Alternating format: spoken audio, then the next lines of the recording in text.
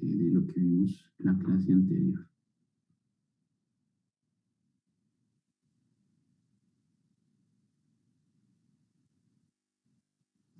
Bien, listo, voy a compartir entonces la pantalla y comenzamos.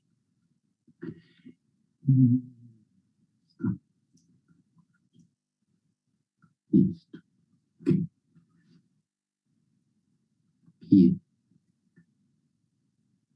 ¿Me cuentan si ya están viendo la pantalla, por favor? Ya, profe.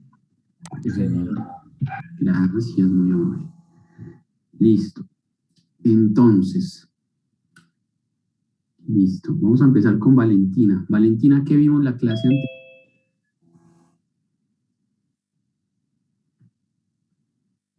Valentina Lazo.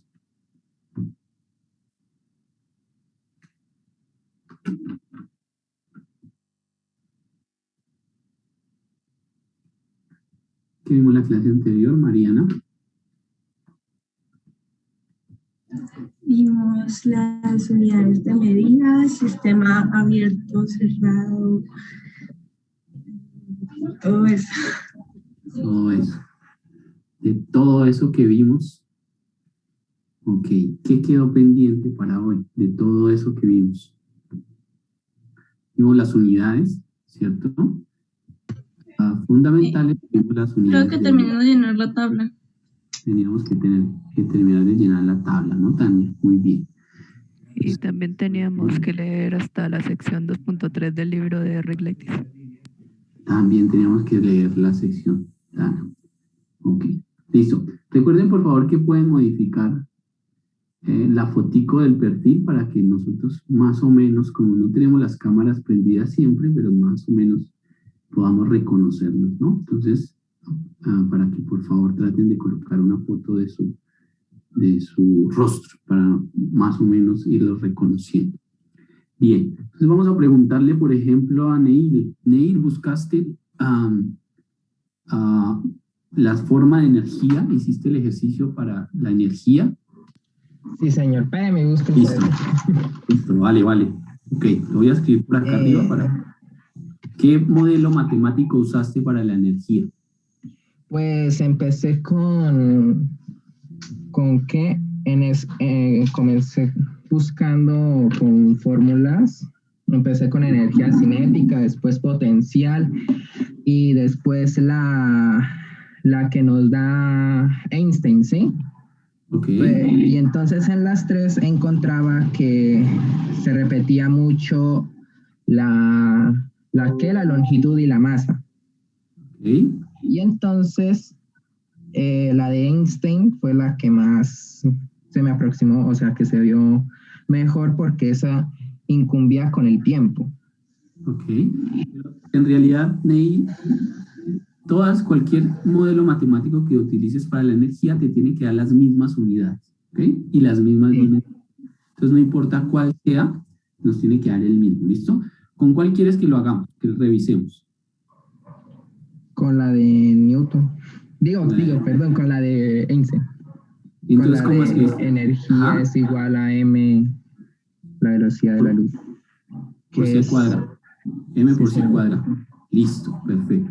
Entonces, la energía debe tener unidades de, ¿no? Entonces, la M hace referencia a qué unidad, Neil.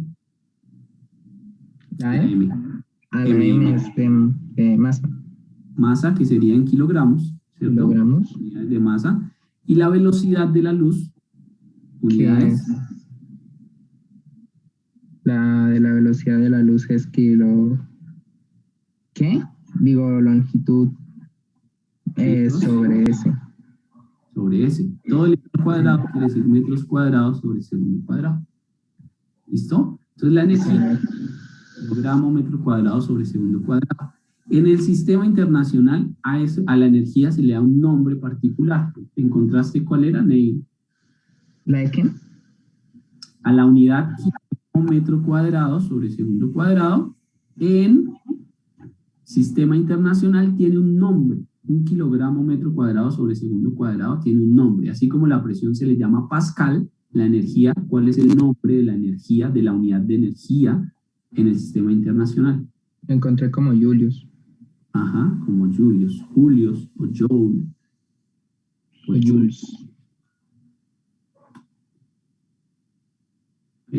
Se denota por la letra. Entonces, un kilogramo metro cuadrado, segundo cuadrado, es un joule. ¿Ok?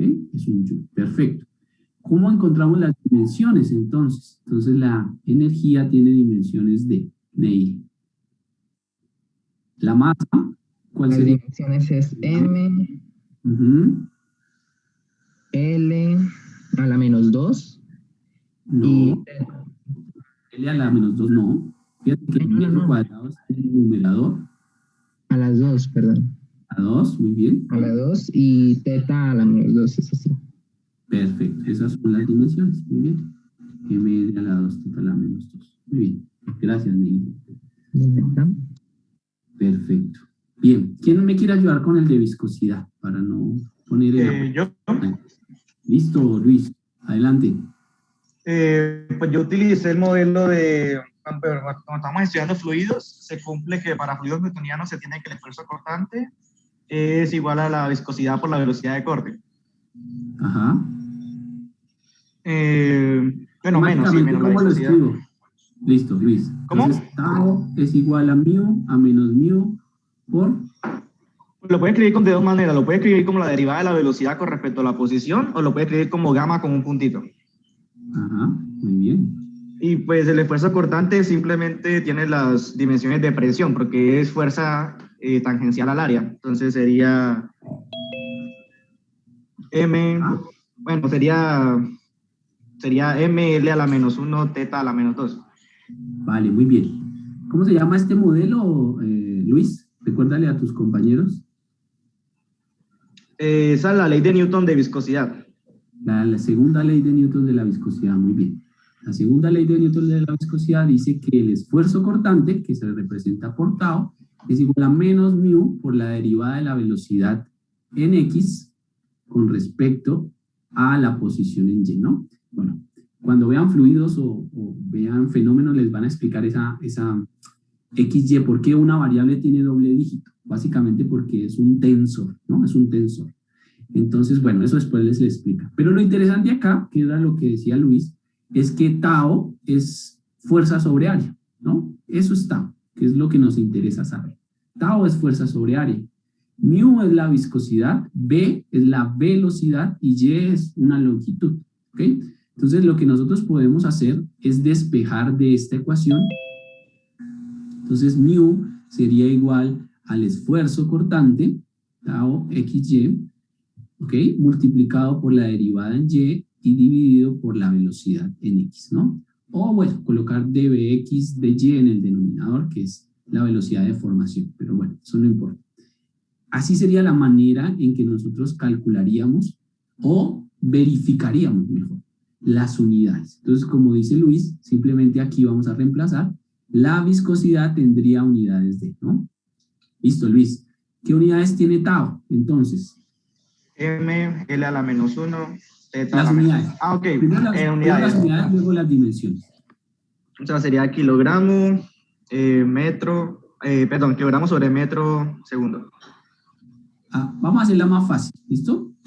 Vamos a escribirlas primero de esta manera, Luis, como fuerza sobre área, para que ellos no se... Vale. ¿Listo? Entonces sería Entonces, Newton dividido entre metro cuadrado. Perfecto, así es más fácil.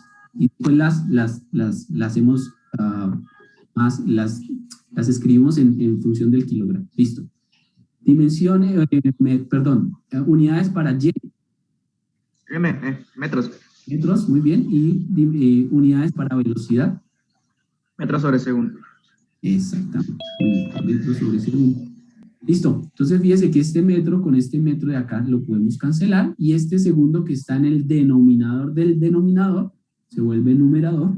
Entonces las unidades que tenemos ahí para la viscosidad son de Newton sobre metro cuadrado multiplicado por segundo, ¿no? Multiplicado por segundo, porque este segundo que está en el denominador del denominador se vuelve numerador. Luis, ¿qué es Newton sobre metro cuadrado? Eso es un pascal. Muy bien, son pascales. Entonces esto me da pascal por segundo. Y esas son las unidades de la viscosidad. ¿Cierto que sí? Pascal por segundo. Símbolo PA.S, Pascal por segundo. Eso es. Entonces, de esa manera uno podría obtener las unidades. Muy bien. Ahora sí las dimensiones. Las dimensiones son un poquito más fáciles, ¿no? Entonces, las dimensiones voy a escribirlas por acá, a la derecha. Más fáciles porque como ya tenemos las de pascales, las de presión, pues simplemente vamos a multiplicar por las de segundo, ¿no? Ya que tenemos las de pascales ahí en la tabla, ¿no? ¿Para qué vamos a volver a hacer todo si ya está ahí, ¿no? Entonces simplemente reemplazamos, pascales serían m por L a la menos 1 por teta a la menos 2, ¿cierto? Esos son pascales, las dimensiones de presión o de pascales, y lo voy a multiplicar por el tiempo que es teta, ¿no? Que es teta. ¿Cómo me quedaría entonces, Luis? Quedaría como m, L a la menos 1, teta a la menos 1. Muy bien, excelente. Muchas gracias, Luis. Profe, Dime.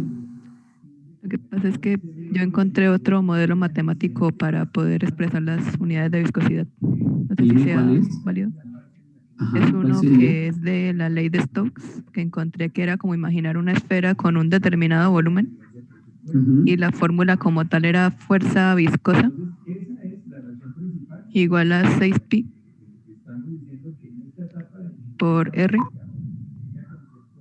por la viscosidad que aquí la representan diferente, pero pues es como con una N toda larga, o bueno, como esa, y por B, ¿Por B de velocidad o de volumen? de velocidad. De velocidad. Listo. La ley Pues de R ahí Stokes. representa el radio de la esfera y mío la viscosidad y B la velocidad. Ok, me imagino que es cuando uno tiene un fluido y deja caer una esfera y puede medir la viscosidad. Sí, hay un experimento, sí. Tenemos una probeta, por ejemplo, llena de un fluido, se deja caer una esfera y lo que mide es más o menos el tiempo en que tarda, aunque aquí no tiene tiempo. Entonces, bueno, por la velocidad sí, espacio sobre tiempo lo podía calcular. Y utilizando esa ecuación te dio las mismas unidades. Sí, sí, señor. Listo. Eso es lo interesante del análisis dimensional. Nosotros podríamos hacerlo mediante la segunda ley de Newton o mediante la ley de Stokes, como dice Dana. Entonces, cualquiera que sea el modelo que empleemos, las unidades y las dimensiones deben ser las mismas porque la variable es la misma, en este caso la viscosidad. Listo, Dana, muchas gracias. Sí, se me ha olvidado que esa ecuación también se puede utilizar, es verdad. Muy bien. Ok. Capacidad calorífica. ¿Quién nos quiere ayudar con la capacidad calorífica? ¿Qué encontraron? Para terminar.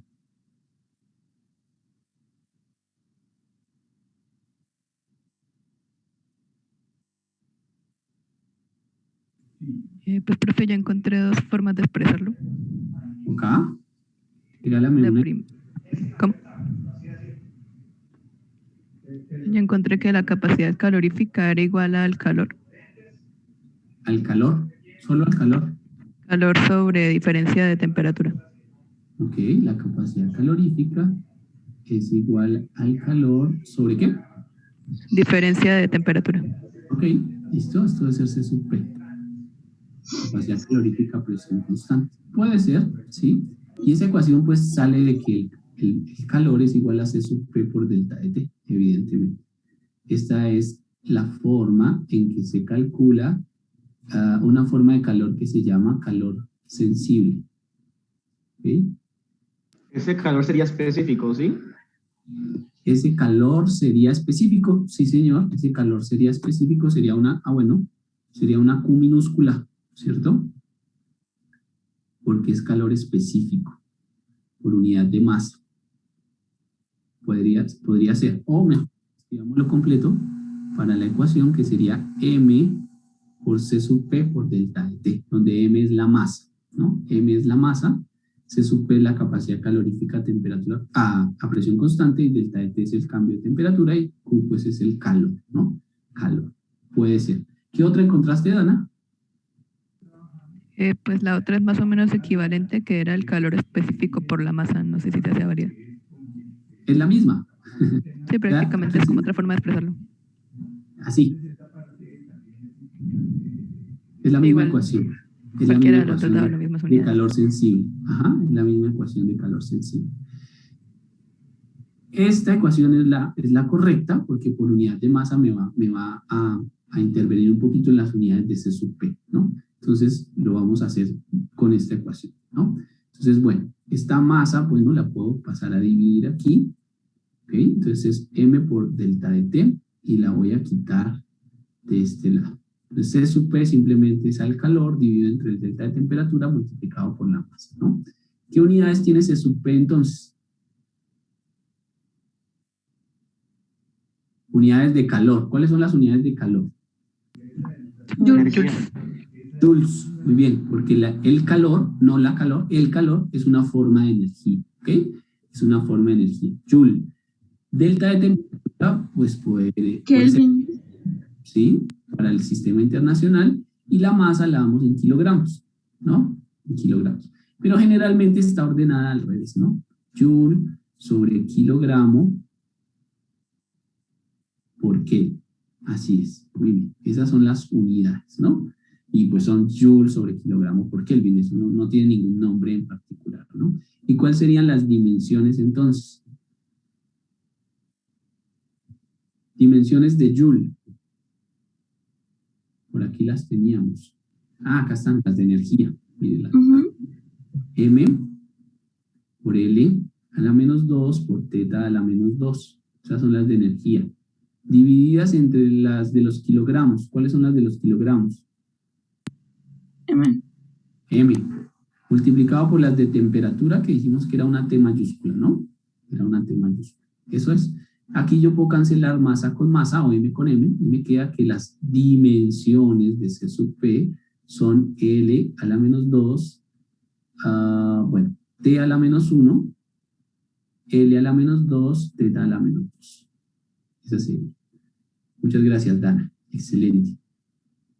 Entonces aquí, bueno, pues lleno mi tabla, ¿no? T a la menos 1, L a la menos 2, teta a la menos 2. T a la menos 1, L a la menos 2, teta a la menos 2. Las unidades son... Profe, Dime, kilogramos. ¿el L a la menos 2 no es un exponente positivo? Sí, tienes razón. Ajá. Yo la reemplacé mal. Profe, tengo una pregunta. Ya corrijo y ya te doy la palabra. Aquí yo reemplacé mal, ¿no? Sí, señor. Porque la energía es ML a la 2, no a la menos 2. Sí, señor, tiene toda la razón. A la 2, aquí es a la 2, entonces se escribe de forma diferente. Primero escribimos las de longitud y luego las de temperatura. Primero van las positivas, entonces sería L a la 2, luego las negativas con el menor exponente y luego las demás. L a la 2, gracias por la corrección, sí, ahí me había equivocado. Dime, la pregunta es... Lo que pasa es que cuando yo busqué capacidad calorífica en internet encontré que en el sistema internacional las unidades eran Joule sobre Kelvin. No me salía como tal con kilogramos. Pero esa es específica, como dijo el compañero, son específicas. Okay. Esas son específicas y sí dependen de la cantidad de masa, porque la energía depende de la masa. Entonces, las unidades que para mí son correctas es por unidad de masa, porque dependiendo de la cantidad de masa que haya en un sistema, su capacidad calorífica va a cambiar, ¿no? Por eso les decía que la ecuación con masa es la correcta, ¿no? Porque la capacidad calorífica de un sistema depende de la masa que tenga ese sistema, ¿no? Hablando de capacidad calorífica, ¿sí saben qué significa la capacidad calorífica? ¿O no? Sí, señor. A ver, Luis. Es la cantidad de energía que necesita un gramo para calentarse 1 grado Celsius. Bueno, puede ser. Desde las unidades las podemos ver, miren. La capacidad calorífica es la cantidad de energía que necesita, mire, Dana, por eso es importante la unidad de masa. La cantidad de energía que necesita 1 kilogramo de sustancia para elevar su temperatura en 1 grado Kelvin. Eso es la capacidad calorífica, ¿ok? La cantidad de energía que necesita un cuerpo para elevar en 1 grado Kelvin 1 kilogramo de masa. ¿Ok? Por eso la energía en general es función de la masa, ¿no? La energía es función de la masa. Si yo tengo más masa, tengo más energía. Por eso cuando hacemos un balance de energía no podemos desechar la masa, digámoslo así. Siempre antes de un balance de energía tenemos que hacer un balance de masa, siempre. Porque la energía está atada a la masa, ¿ok? Está unida, está relacionada directamente. Eso sería en cuanto a las unidades, ¿no? Está bien, Luis, que está bien. Pero en términos prácticos, ¿qué medirá la capacidad calorífica? ¿Qué información me dará? En términos de unidades está bien. ¿Cuánta energía yo necesito para que 1 kilogramo de una sustancia eleve su temperatura en 1 grado Kelvin, ¿no? Pero, ¿qué representará la capacidad calorífica, ¿no? Eso es lo interesante. ¿Qué representa la viscosidad en el modelo de Newton de la viscosidad, ¿no? ¿Qué es la viscosidad entonces? Allá en fenómeno les vamos a decir, la viscosidad es una propiedad de transporte, ¿ok? Eso cambia completamente el concepto de viscosidad para nosotros, ¿no? Porque para nosotros la viscosidad, a ver, para ustedes, ¿qué es la viscosidad? Y se dan cuenta que es verdad. Una fuerza. ¿Cierto? Resistencia al flujo. Fuerza. Fíjate que no es una fuerza porque la viscosidad no tiene unidades de fuerza. Pues sí, pero en física dicen que es una fuerza. Pero no es una fuerza, porque si la viscosidad fuese una fuerza, Tania, tendría unidades de fuerza. Pues sí. Están las unidades, ¿ves? Entonces, bueno, es interesante. Bueno, en fenómeno les van a enseñar qué es una propiedad de transporte y por qué se llama propiedad de transporte, ¿no? Pero bueno, si no me quedo aquí 3 horas hablando de eso y se nos pasa la clase. Lo mismo la capacidad calorífica en termodinámica. Ojalá les explique qué es la capacidad calorífica. Además de las unidades, ¿qué significado tiene la capacidad calorífica de un cuerpo, no? Entonces, fíjense que está relacionado con el calor, ¿no? Entonces, es más o menos como la capacidad que tiene un cuerpo para absorber o para transferir energía en forma de calor. Eso es la capacidad calorífica. Cuanto más grande sea la capacidad calorífica de un cuerpo, pues mayor capacidad va a tener de absorber energía o de liberar energía, ¿ok? Y por eso el agua es una sustancia súper, hiper, mega, recontra importante, ¿ok? Y sobre todo en la industria, porque el agua es capaz de absorber mucha energía y también es capaz de entregarla. Entonces, el agua es como si fuese un portador de la energía. Es como si fuera el mensajero de la energía. Yo quiero mandar energía a otra parte, entonces se la doy al agua para que ella la transporte y luego cuando llegue allá la entregue. Eso es más o menos el símil de la capacidad calórica, ¿ok? Pero bueno, allá en termodinámica espero que les enseñen un poquito. Ok, pasemos a lo siguiente. Hablamos de, bueno, prefijos de cantidad, hablamos de sistemas, los tipos de sistemas, abierto, cerrado, aislado, qué son los límites, qué son los alrededores, etcétera, etcétera. Hablamos de proceso, ¿no? Hablamos de proceso, que un proceso está escrito entre 2 estados, el estado inicial y el final, y que un estado se modifica si cambia alguna de las propiedades del sistema, ¿no? Hablamos de diagramas de flujo, ¿ok? ¿Qué debe tener un diagrama de flujo? María Isabel, vamos a preguntarle a María Isabel. María Isabel, ¿qué cositas debe tener un diagrama de flujo? ¿Qué cosas, qué componentes, qué...?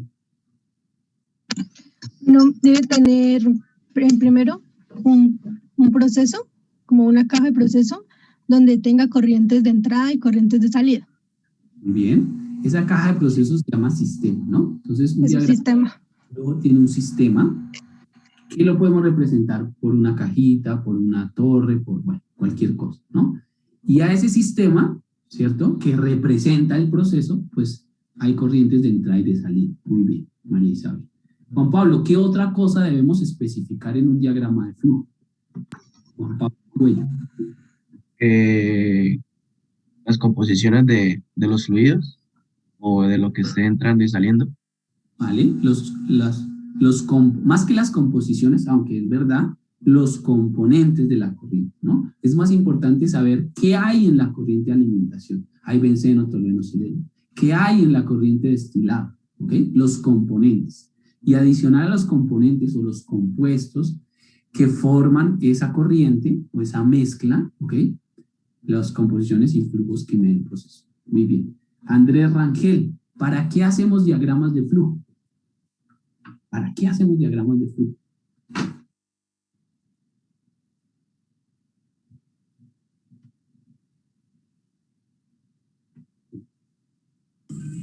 Para analizar los intercambios de energía y masa. Para analizar los intercambios de energía o masa. Bueno, puede ser. ¿Qué otra idea tenemos de para qué hacemos diagramas de flujo? ¿O por qué los hacemos? Yo diría que se hacen tipo para simular situaciones y predecir resultados, ¿no? Claro, porque es la forma en que nosotros sabemos cómo ocurre un proceso, ¿ok? La forma gráfica de analizar y de estudiar un proceso. Acuérdense que para qué señalamos un sistema, ¿no? ¿Cuál es el objetivo de señalar o de escoger un sistema? El objetivo es estudiar el sistema, ¿no? Entonces un diagrama de flujo me permite estudiar un proceso, es la forma gráfica en que nosotros entendemos, estudiamos y somos capaces de modificar un proceso, ¿no? Aquí vamos a aprender a cómo son los procesos. La modificación de los procesos la vemos más en control, ¿no? ¿Qué hago qué pasa en el sistema si yo cambio el flujo de entrada, ¿no? ¿Qué pasa si yo en el sistema cambio la composición de tolueno? ¿Qué pasa si en el sistema yo cambio la temperatura de entrada de la corriente de alimentación? Ahí ya estamos modificando el proceso, ¿no? Aquí solamente vamos a aprender cómo es el proceso y lo vamos a aprender en algo que se llama estado estacionario, ¿no? Que ya vamos a hablar de eso, pero bueno, es la forma en que estudiamos los procesos. ¿Listo? Ok, entonces quedamos ahí. Vamos acá. Entonces, vamos a empezar a hablar de flujos y composiciones, ¿no? Y flujos y composiciones vamos a empezar a hablar cómo vamos a representar o cuál va a ser la nomenclatura que vamos a utilizar para hacer nuestros balances, ¿no? Entonces, nuestros balances siempre nos van a hablar de composiciones y flujos, siempre nos van a hablar de composiciones. Y ese va a ser el objetivo de hacer un balance de masa. Conocer cuál es la composición de una corriente y saber cuánto de cada componente hay en esa corriente. ¿Okay? Ese es el objetivo de hacer un balance de masa. Saber cómo se distribuyen los componentes a lo largo de un proceso o a lo largo de ciertas corrientes de proceso. Entonces, ¿cómo vamos a identificar la composición? Hay dos formas de hacerlo. Y la primera de ellas tiene que ver con la composición molar, ¿no? Entonces vamos a hablar de la composición molar. La composición molar se representa por la letra XJ, ¿ok? Y J hace referencia al componente de la corriente, ¿ok? ¿Cómo se define XJ? Entonces XJ se define como número de moles del componente J dividido entre el número de moles totales, ¿no? Moles, no, mol total. Ok, aquí hay una aclaración y es que la unidad mol no tiene plural, solo que en español pues le ponemos la ES. Entonces decir 5 mol está bien, es la forma correcta, o 5 moles pues también, no importa cuál de las dos sucede. ¿Listo? Eso sería la composición molar. XJ es moles de J por mol total. Es decir, moles de benceno, por ejemplo, por número de moles de la corriente de alimentación, en la torre de destilación que vimos antes, ¿no? Eso es. ¿Qué denota la composición? La composición denota la cantidad o el porcentaje de un componente dentro de una mezcla, ¿ok? Dentro de una mezcla. Entonces, cuando hablamos de composición, es porque tenemos una mezcla, es porque tenemos al menos dos componentes mezclados, ¿listo? Y para esa composición molar, vamos a hablar también del flujo molar, ¿ok? Del flujo molar. Y el flujo molar lo vamos a denotar por la letra N. ¿Listo? Por la letra N. Y NJ, por ejemplo, va a denotar el flujo parcial del componente J. Entonces, ¿cómo se define NJ? Pues fácil. Número de mol del componente J entre el tiempo. Eso es flujo, ¿no? Entre el tiempo. NJ, mol de J por unidad de tiempo. Moles por hora, moles por segundo, moles por día, etcétera, etcétera.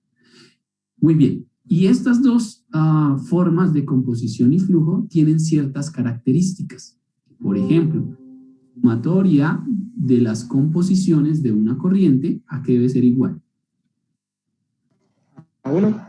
A 1, ¿cierto? Entonces ya sabemos que la suma de las composiciones parciales es igual a 1. ¿Cómo se escribe matemáticamente? La sumatoria de los xj desde j igual 1, desde j igual 1 hasta s es igual a 1. La sumatoria de las composiciones. La sumatoria es la composición de benceno más la composición de tolueno más la composición de sileno, vale 1. Eso se denota así. Y S hace referencia al número total de compuestos que están presentes en la corriente o en el proceso, ¿ok? Ese es el número de compuestos. En nuestro ejercicio anterior, pues tenemos 3, sileno, tolueno y benceno. Entonces, en ese caso sería S igual a 3, ¿no?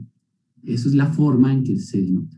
Y para el flujo molar, pues tenemos que si sumamos todos los flujos parciales, es decir, si sumo el flujo de benceno, más si sumo el flujo de tolueno, más si sumo el flujo de sileno, desde J igual 1 hasta S, ¿cuánto me va a dar? ¿Cuánto me da la suma de los flujos parciales? Flujo total. El flujo total. Entonces el flujo total, muy bien, lo vamos a denotar por la letra N, simplemente. N hace referencia al flujo total, N sub J hace referencia al flujo parcial, ¿no? Es como si tuviéramos el flujo de alimentación, N sub A, o si tenemos el flujo de benceno en la corriente A. Es más o menos la forma de denotarlo, ¿no? Es diferente. Si yo le pongo un subíndice es porque hago referencia al componente. Entonces, tenemos composiciones molares que vamos a relacionar con los flujos molares, ¿ok? Y la otra forma de hacerlo es mediante unidades en masa. Entonces lo voy a escribir acá con otro color. Composiciones másicas. ¿El superíndice qué significa? Dígame, Sebastián. ¿El superíndice qué significa? El superíndice hace referencia a la corriente. A la corriente. Entonces, a ver, me devuelvo un poquito acá. Fíjense que aquí esta corriente la llamamos corriente de alimentación, la que entra, por eso le colocamos N super A. Si hablamos de la corriente de destilado, entonces sería N super D, el flujo total de la corriente D. Y la de fondos, N super F, por ejemplo. Entonces, eso denota es la masa total que hay, o el número de moles total, que pasa a través, o que fluye a través de la corriente de fondos. Eso es lo que denota el superíndice. Si yo le coloco un subíndice, por ejemplo, N de benceno, eso hace referencia al flujo parcial de benceno. Solo que el benceno está en el destilado y está en la alimentación. Por eso necesito colocarle un superíndice para indicar dónde es que, de qué flujo estoy hablando. Entonces sería el flujo parcial de benceno en la corriente de destilado. Flujo parcial de benceno en la corriente de destilado. De esa forma, digamos que se interpreta la nomenclatura, ¿no?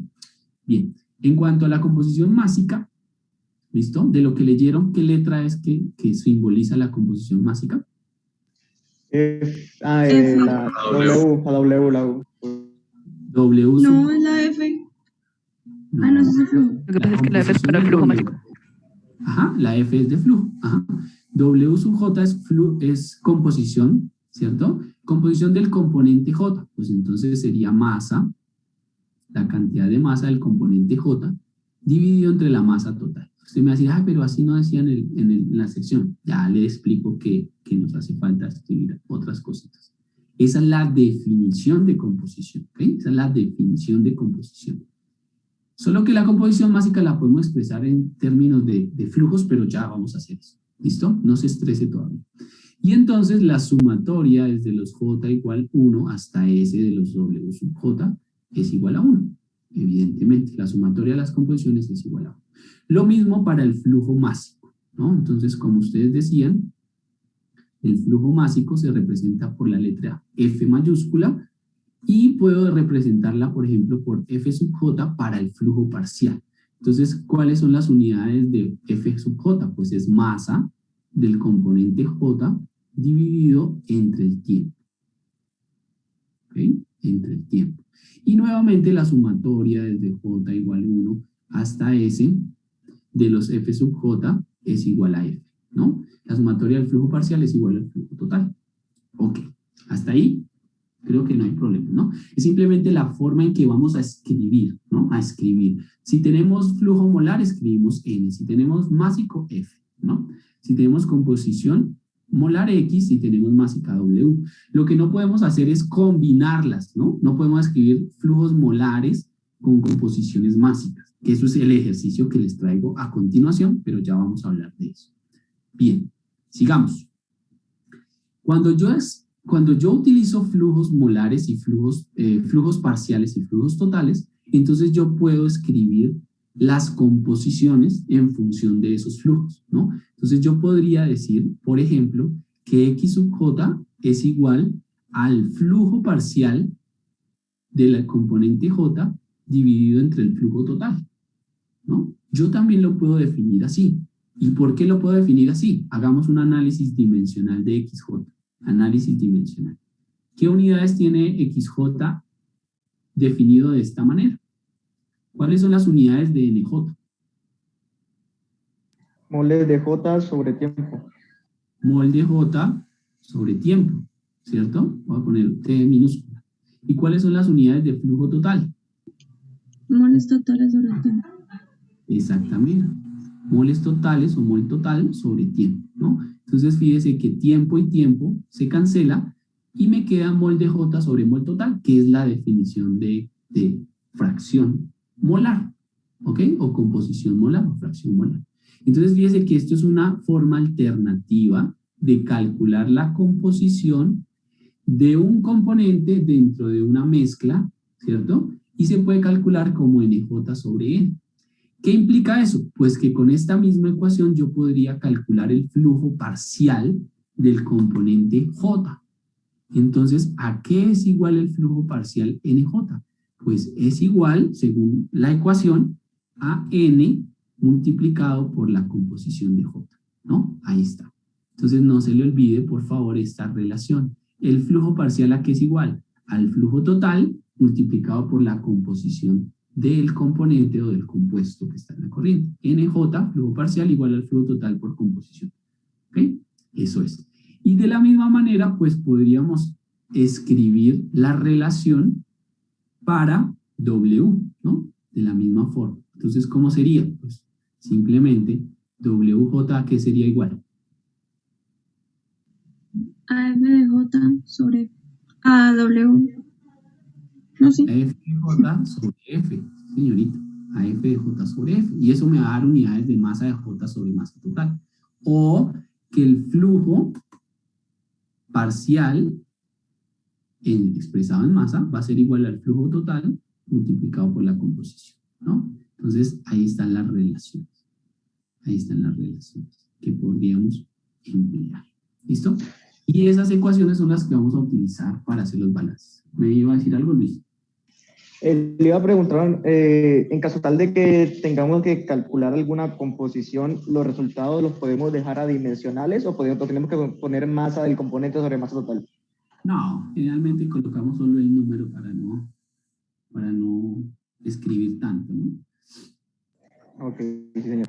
Sí, vale. Generalmente escribimos solo el número. Composición másica 0,5 y ya, no más. Se sobreentiende que las unidades son mol del compuesto por mol total.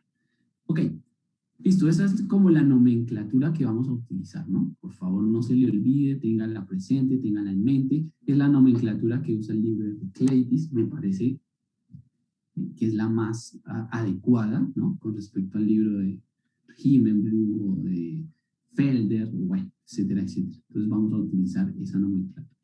Listo, vamos a hacer un pequeño ejercicio. En realidad no lo vamos a hacer. En realidad solamente lo vamos a plantear para que usted lo resuelva, para que usted piense para la próxima clase y me cuente cómo se hace eso. ¿Cómo se hace eso? ¿Listo? Déjeme aquí lo muevo un poquito para que aparezca en toda la pantalla y lo podamos leer. Listo. Fíjese este ejercicio que está acá. Dice, suponga que una corriente de alimentación de 100 kilogramos hora de agua salada se desea tratar en un proceso de desalinización. ¿Listo? Entonces, según lo que dice ahí, pues yo voy a dibujar una unidad de procesamiento. ¿Listo? Una unidad de procesamiento que es una unidad de desalinización. Ok.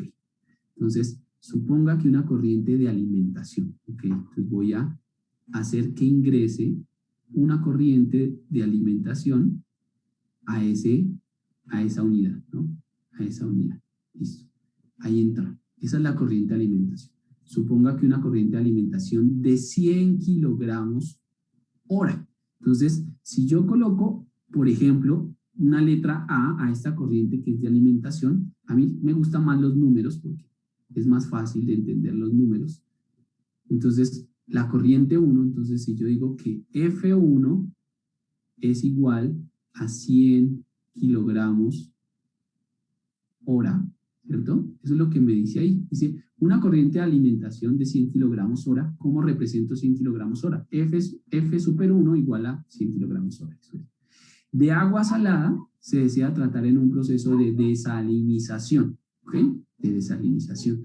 Entonces, este proceso de acá pues, se llama desalinizador o se puede llamar evaporador, porque el proceso de desalinización puede ser por evaporación, puede ser, no necesariamente, pero puede ser. ¿Ok? Entonces, bueno, el nombre que usted le quiera colocar aquí. Entonces, yo solamente le voy a poner proceso. ¿Listo? Proceso, simplemente porque es un ejemplo. Y ya. El proceso se llama desalinización. ¿Listo? Dicha corriente se compone de una fracción molar de cloruro de sodio. Entonces, en esa corriente tengo X. ¿Ok? Y le voy a poner acá X super 1, porque esa composición pertenece a la corriente 1, del cloruro de sodio, ¿no? ¿Cuál es la fórmula del cloruro de sodio, Ángelo? Cloruro de sodio, ¿cómo lo escribimos químicamente el cloruro de sodio?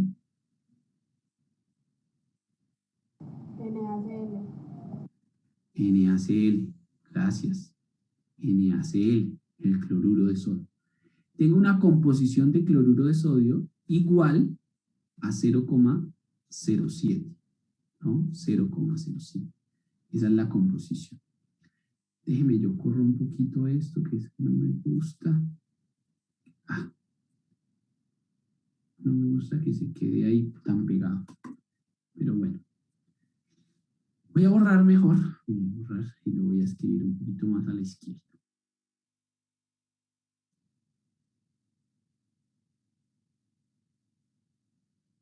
Ahora sí.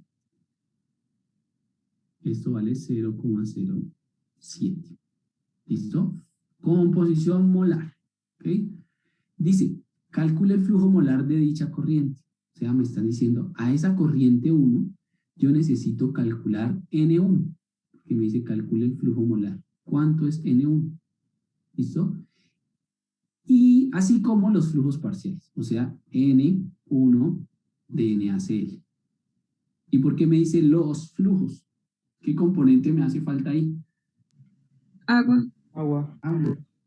Exactamente. ¿Cómo sabemos que es agua? Pues porque ahí dice que es una corriente de alimentación de agua salada, ¿no?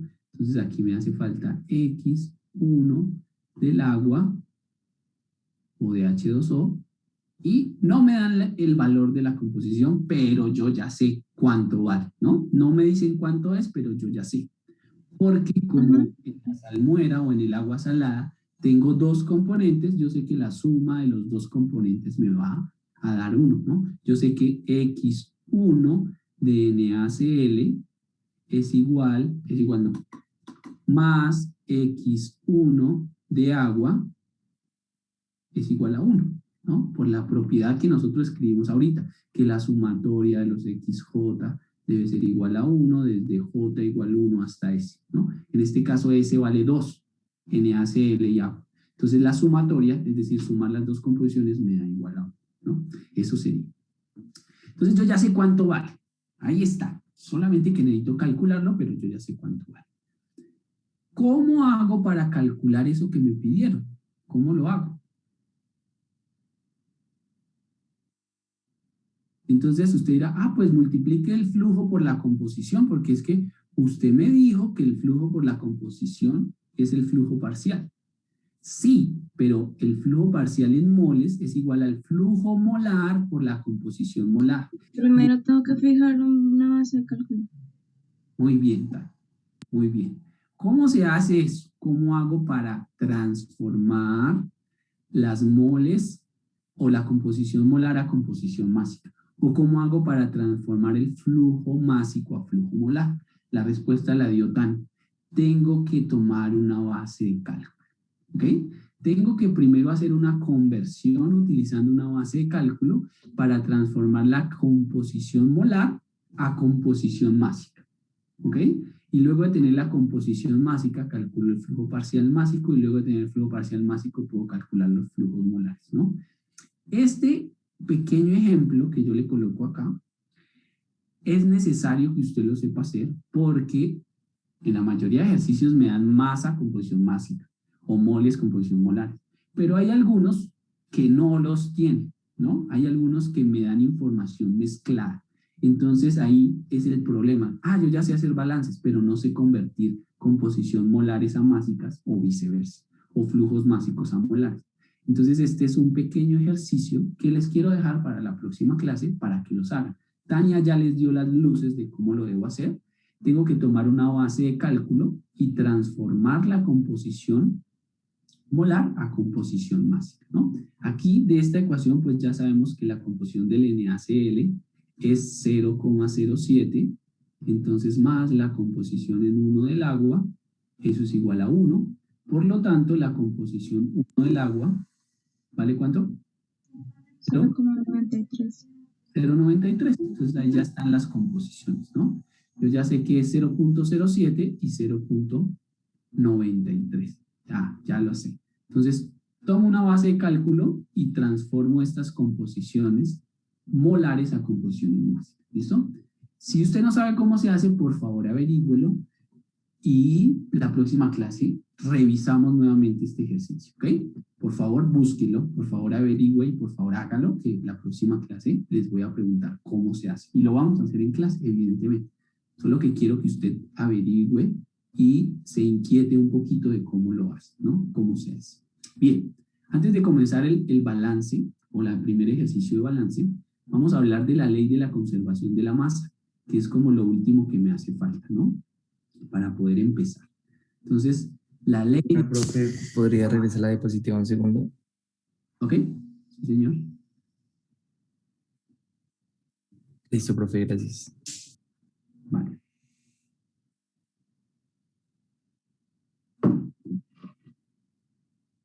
Ok, sigamos. Entonces, tengo la ley de la conservación de la materia de la masa. Primera cosa, la ley de la conservación de la masa fue propuesta por Antoine Lavoisier en 1785. ¿Ok? Y según esta imagen que encontré en internet, dice, la materia no se crea ni se destruye, solo se transforma, ¿no? Eso es lo que entendemos como ley de la conservación de la masa. Pero este enunciado que encontré en internet no fue lo que dijo Antoine Lavoisier, ¿no? Esto que está escrito aquí es la traducción de lo que él hizo, ¿no? Es la interpretación de lo que él hizo, ¿ok? No sé si alguien sabe cuál fue el experimento de Lavoisier para poder expresar la ley de la conservación de la masa. ¿Qué fue lo que hizo Lavoisier? ¿Con qué trabajaba? ¿Por qué llegó a expresar o a crear de alguna forma, a mostrar la ley de la conservación de la masa? ¿Qué fue eso que hizo que le hizo pensar que la masa se conservaba? ¿Alguien sabe? Creo que, o sea, si no estoy mal, eso fue con calentamiento, o sea, calentó material y vio que antes de calentarlo y después de calentarlo la masa se mantenía, pero no entiendo muy bien el Creo que era principio. con un recipiente de vidrio y aire. Bueno, no era un proceso de calentamiento, en realidad no. En realidad era una reacción química. Él trabajaba con reacciones químicas, ¿cierto? Sobre todo de combustión. Entonces, por ejemplo, al quemar metano en presencia de oxígeno, ¿cierto? Entonces, metano gaseoso en presencia de oxígeno gaseoso, ¿qué forma? ¿Qué se forma? Metano y oxígeno. Dióxido de carbono y agua. Dióxido de carbono y agua, puede ser, ¿no? Puede ser. Monóxido y agua. Monóxido y agua, sí, señor. Gas, pongámosle todo gas, ¿no? Entonces él trabajaba con reacciones químicas. ¿Qué hizo ese señor para poder enunciar y proponer, esa era la palabra que se me había olvidado hace un momento, para proponer la ley de la conservación de la materia. Lo único que hizo, que nadie más hacía, que usted dice, pues qué bobada, fue pesar o medir la masa de los reactivos antes de la reacción. Midió la masa de los reactivos, midió cuánto metano y cuánto oxígeno tenía, y al finalizar la reacción midió la masa de los productos, ¿no? Y se dio cuenta, ¿de qué se dio cuenta? Pues de que eran iguales. Eso fue lo que hizo Lavoisier. Entonces dijo que durante una reacción química no hay creación de masa ni hay destrucción de la masa. Como en ese tiempo se conocía era la teoría atómica, ¿no? La teoría atómica de John Dalton. Entonces lo que expresó fue que durante una reacción química no hay creación ni destrucción de átomos. Lo que hay es un reacomodamiento de los átomos, ¿no? Eso fue lo que hizo. Él no dijo que la materia no se crea ni se destruye, no, esa es la interpretación que nosotros tenemos ahora. Pero entonces, ¿cómo hizo para pesar o medir la masa de los reactivos y los productos? Pues Lavoisier fue uno de los primeros científicos que utilizó la balanza como una herramienta en sus experimentos, ¿ok? Y de ahí nace la química moderna. La química moderna está basada en la medición. Y Lavoisier fue uno de los primeros científicos que utilizó la balanza para analizar sus experimentos. ¿Por qué decimos eso? Pues porque antes de Lavoisier todo se hacía de forma cualitativa. Nada se medía, nada se pesaba, ¿okay? Nada, solamente hacían los experimentos y se trataba de explicar lo que se observaba, ¿no? Lo que se observaba, pero nada se medía. Entonces, Antoine Lavoisier se conoce como el padre de la química moderna porque fue el primero en utilizar sistemas de medición, básicamente la balanza, ¿no? La balanza. Obviamente, si usted habla de los filósofos griegos, pues en la era de los filósofos griegos antes de Cristo no había balanza, entonces ¿cómo iban a emplear la balanza, no? Entonces fíjese que el desarrollo de la ciencia va de la mano de las cosas que se van descubriendo, ¿no? De las cosas que se van descubriendo. Entonces, obviamente Lavoisier ya se usaba la balanza y él simplemente se le ocurrió utilizar la balanza en sus experimentos de reacciones, ¿no? Trabajaba mucho con el agua, trabajaba mucho con el hidrógeno. Se dice que Lavoisier le puso el nombre de hidrógeno, al hidrógeno, ¿no? Entonces, eso es lo que se dice, ¿no? O lo que usted encuentra de la historia. ¿Eso para qué nos sirve? Pues porque nosotros en nuestros balances de materia utilizamos el principio de la ley de la conservación de la masa. Es decir, usted va a creer hoy de que la ley de la conservación de la masa existe y funciona, ¿no? Entonces usted hoy va a ser creyente, porque nosotros vamos a creer que esa ley sí existe, ¿ok? Que ha sido demostrada, ¿ok? Aunque usted no lo ha hecho, pero ha sido demostrada. Entonces vamos a utilizar la ley de la conservación de la materia o de la masa para hacer nuestros balances, ¿ok? Bien, entonces, ¿cómo hacemos nuestros balances? Pues recuerde que para poder hacer un balance de masa necesitamos primero, ¿qué es esto que estoy dibujando ahí? Sistema. Identificar un sistema, ¿no? Un sistema. Para poder hacer un balance yo tengo que balancear con respecto a un sistema. Y recuerde que a ese sistema entonces puede ingresar masa, lo voy a escribir como m.e, la masa que entra, y puede también salir masa, ¿no? Entonces m.s, la masa que sale. Matemáticamente, ¿cómo escribo la ley de la conservación de la masa? Que eso es otra cosa, ¿no? Ahora me paso a la matemática. Yo ya sé que conceptualmente la masa de los reactivos y los productos antes y después de una reacción debe conservarse, ¿no? Pero en un sistema cualquiera, sea reaccionante o no sea reaccionante, ya sabemos de antemano que la masa se conserva, ¿ok? ¿Cómo lo escribo matemáticamente? Pues muy fácil. Escribo que la masa que entra a un sistema menos la masa que sale de ese sistema, ¿a qué es igual? A cero. No es igual. A la masa acumulada. A la masa acumulada. ¿Y cómo escribo masa acumulada, Luis? Derivada de masa con respecto al tiempo. Muy bien, Luis. Derivada de la masa con respecto al tiempo. ¿Ok? ¿Y esa masa quién es? Es la masa del sistema, ¿no? ¿Ok? ¿Cuál es la masa que entra? Pues la masa que viene de los alrededores y que entra hacia el sistema. ¿Cuál es la masa de salida? Pues la masa que sale del sistema, ¿no? Masa que entra al sistema menos masa que sale del sistema es igual a cómo cambia la masa del sistema con el tiempo. Esta es la ecuación general de balance. Esta es la ecuación general de balance de masa.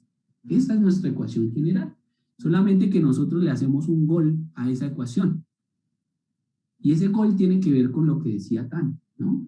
Ese gol. Entonces, ¿cómo cambia la masa con el tiempo? Bueno, ustedes ya están relacionados con las derivadas, ¿no? Es dm de t, ¿esto qué sería? Una ecuación diferencial, ¿no? Eso, entonces, para un sistema, generalmente lo que yo tengo que hacer es resolver una ecuación diferencial para saber cómo cambia la masa del sistema con el tiempo. Lo que pasa es que nosotros simplificamos el problema. ¿Y cómo lo simplificamos? Lo simplificamos diciendo que nuestro proceso opera en estado estacionario.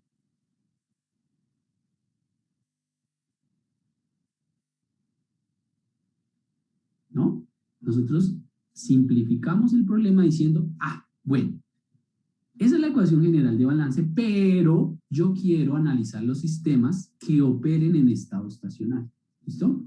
¿Qué quiere decir que un sistema opera en estado estacionario?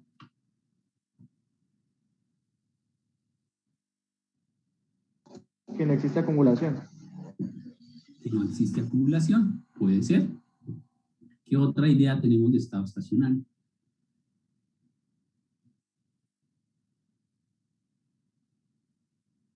¿Cómo se define un estado estacionario? ¿No? ¿Nunca habían escuchado hablar de la palabra estado estacionario? A ver, vamos a preguntarle a Carlos. Podríamos decir que se conserva la masa que entra y sale del sistema. Puede ser, pero eso Que es más sus una características no varían con el tiempo. Eso es un estado estacionario. Que las variables o características del proceso no cambian con el tiempo. Esa es la verdadera definición de estado estacionario. Un sistema opera estado estacionario cuando las variables del sistema no cambian con el tiempo. ¿Ok? No cambian con el tiempo. ¿Qué quiere decir eso? Muy fácil. Quiere decir que la cantidad de masa que entra a un sistema no cambia con el tiempo. Por ejemplo, si yo ingreso 100 kilogramos hora, ¿ok? Ese flujo nunca va a cambiar en función del tiempo. Es decir, a las 8 de la mañana yo alimento 100 kilogramos hora, a las 10 de la mañana 100 kilogramos hora, a la medianoche 100 kilogramos hora. Con el tiempo no cambia el flujo de entrada. Entonces, eso quiere decir que esa variable, que en este caso se llama masa, no cambia con el tiempo. Pero el estado estacionario no solo hace referencia a la masa, sino a cualquier variable del sistema. ¿Qué otra variable puedo tener ahí? La temperatura de entrada de esa corriente. Entonces, la masa que entra a 20 grados Celsius a las 8 de la mañana, entra a 20 grados Celsius a las 10 de la mañana, entra a 20 grados Celsius, ¿ok? No varía esa variable que se llama temperatura o esa variable que se llama flujo, no varía con el tiempo. Cuando las variables de un proceso no cambian con el tiempo, se dice que el proceso opera, funciona, se lleva a cabo en estado estacionario. ¿Ok? Entonces, ¿qué quiere decir eso en nuestro balance de masa? Quiere decir que la masa de nuestro sistema no cambia con el tiempo. Quiere decir que la masa que alimentamos en el sistema no cambia con el tiempo. Quiere decir que la masa que sacamos del sistema no cambia con el tiempo. Entonces es como si estuviese ocurriendo un proceso y nosotros le tomamos una foto. ¡Pah! En ese instante, cuáles son los flujos de entrada, cuáles son los flujos de salida, ¿ok? Y cuánta masa hay dentro del sistema, ¿ok? Entonces, eso quiere decir estado estacionario. Y cuando operamos en estado estacionario, quiere decir que la masa que hay dentro del sistema no cambia con el tiempo. Y como la masa del sistema permanece constante, la masa del sistema es constante en un estado estacionario, como la masa del sistema en estado estacionario permanece constante, entonces la derivada de la masa del sistema con respecto al tiempo, ¿cuánto vale? 0. 0. ¿Cierto que sí? Entonces, ahí llegamos a la ecuación o a lo que decía Tania cuando les decía ¿qué es masa de entrada menos masa de salida? Y me dijo 0. Es 0 si solo si operamos a estado estacionario. ¿Ok? Entonces, esta es nuestra ecuación de balance si el sistema opera en estado estacionario. No siempre es igual a 0, muchachos. La razón de que es igual a 0 es porque estamos en estado estacionario. ¿Listo? ¿Entendido eso? Sí, profe. Cuando se refiere que vamos a trabajar en sistemas estables, ¿qué quiere decir? Es que el libro hacía eso. Sistemas estacionarios o sistemas en estado estacionario es que la masa del sistema no cambia con el tiempo. No, ¿estacionario equivale a estable? ¿Sí? Sí, ok. Sistema estable o sistema estacionario. En estado estacionario. ¿Listo? Entonces quiere decir que la masa del sistema no cambia con el tiempo. Y de esa consecuencia del estado estacionario es que sabemos que la masa que entra a un sistema es igual a la masa que sale del sistema. ¿Ok? Eso usted lo tiene que comprender y saber por qué escribimos que lo que entra es igual a lo que sale, ¿no? ¿Por qué escribimos que lo que entra es igual a lo que sale? Porque el sistema que estamos analizando está en estado estacionario. ¿Ok? Eso es una consecuencia de la forma en que se opera el sistema, ¿no? No es una generalidad como ustedes creían que es. ¿Listo? Y expresado en términos de nuestra nomenclatura que nos da Felder, ¿cómo representamos el flujo de entrada de masa? Pues lo representamos por una letra F y, por ejemplo, un superíndice E, que quiere decir que entra. La masa que entra a un sistema es igual a la masa que sale del sistema. Entonces, esta es nuestra ecuación de balance muy fácil, muy sencilla, y esa es la explicación de por qué vamos a decir que lo que entra es igual a lo que sale, ¿no? Eso sería. Bien, eso en cuanto a la ecuación. Ahora sí vamos al grano, ¿no? Vamos al grano vamos a nuestros ejercicios. Ahora sí vamos a practicar cómo se hace un balance de masa. ¿Listo? Vamos a empezar por un ejercicio súper sencillo, ¿ok? Súper, hiper, mega, recontra fácil. Solamente que yo lo voy a complicar. Profesor, o sea, una pregunta. ¿Cómo, o sea, vamos a trabajar sin reacción química o con reacción química? O sea que el peso molecular promedio se mantiene constante, ¿no? O sea que el examen se cumple para los flujos molares. Sí, señor. Ajá. Eso es una extrapolación que vamos a hacer ahora en un ejercicio. Muy bien, Luis.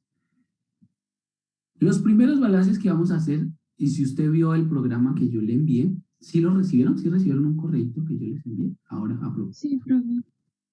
Ahí está el programa y ahí dice que el primer tema que vamos a ver son balances de masa en sistemas no reaccionantes, es decir, donde no ocurren reacciones químicas, ¿ok? Eso es lo primero que vamos a ver, ¿listo? Y pues vamos a analizar este ejemplo y usted se va a dar cuenta que ahí no hay reacciones químicas, que todo lo que vamos a analizar son procesos. Entonces, me vuelvo acá. Luis hizo esa intervención para hacer la aclaración.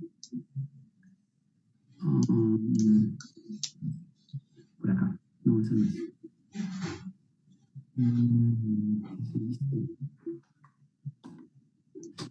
Ahora no sé quién hizo la hojita.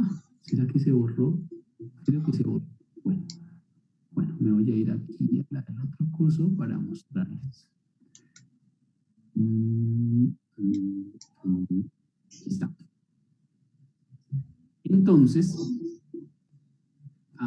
claro, en un sistema no reaccionante, obviamente la masa, así se conserva la masa, se conserva el número de moles, ¿no? Pero eso es una consecuencia, ¿no?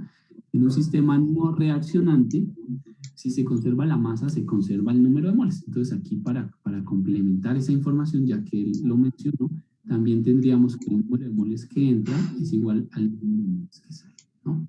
Porque recuerde que para transformar masa a moles solo necesitamos la masa molecular, ¿no? La masa molecular. Entonces, pues es equivalente. Pero eso lo voy a nombrar más adelante. Les voy a hablar de eso un poquito más adelante.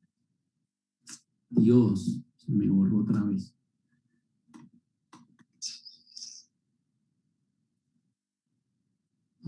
Sí, es este. Creo que estás agregando hojas. No sé, algo pasó. Algo pasó aquí con mi...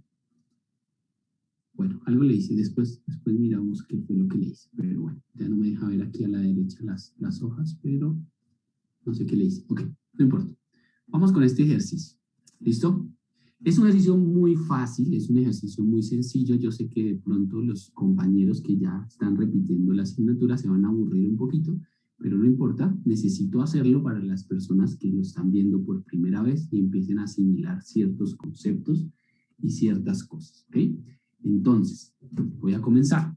Vamos a leer este ejercicio. Dice, considera el proceso de desalinización en estado estable, miren, de la figura 2.2. Listo. Yo no coloqué la figura porque la vamos a hacer. Suponga que en el proceso se evapora agua de mar que contiene una fracción en masa de sal igual a 0.035 para producir 1000 libras hora de agua pura. ¿Listo? Entonces voy a ir por partes. Voy a empezar a dibujar el proceso. Entonces, simplemente lo que podemos hacer es dibujar una caja. ¿Ok? Una caja. Si yo no sé cómo es un desalinizador, entonces yo puedo dibujar simplemente una caja que represente ese proceso, ¿no?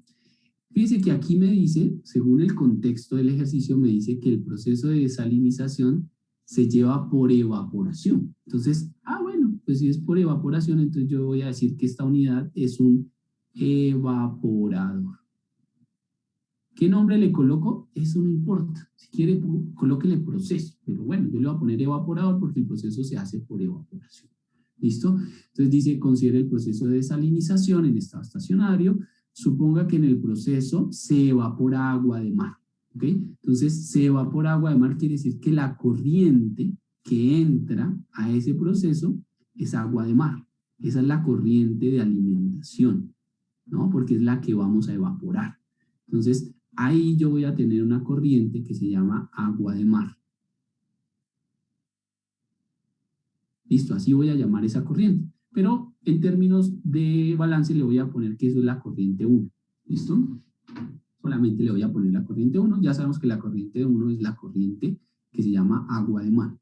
Y me dice que el agua de mar contiene una fracción en masa de sal igual a 0.035. Entonces, como es fracción en masa, pues nosotros ya sabemos que hay que colocar W, ¿no?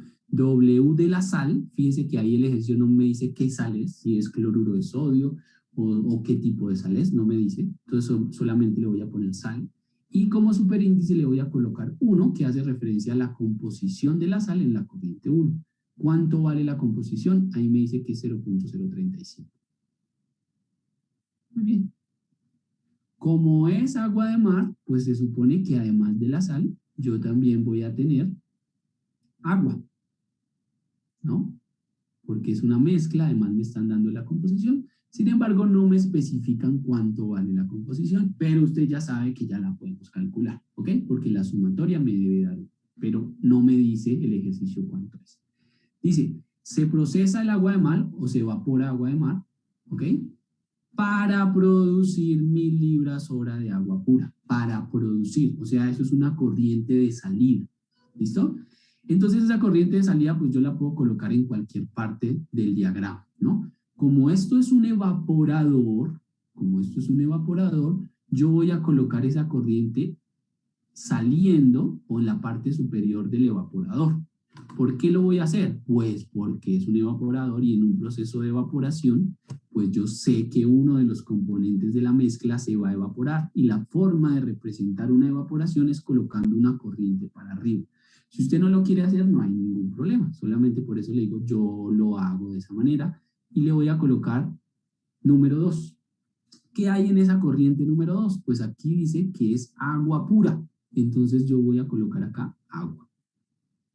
¿Listo? Y no voy a colocar W de agua porque yo tengo un solo componente, no tengo una mezcla. Entonces no es necesario colocar la W porque como es una sola sustancia pura, pues se supone que la composición es una, ¿no? Cuando yo hablo de composición, nuevamente, es porque tengo una mezcla. Entonces no es necesario colocar aquí la composición.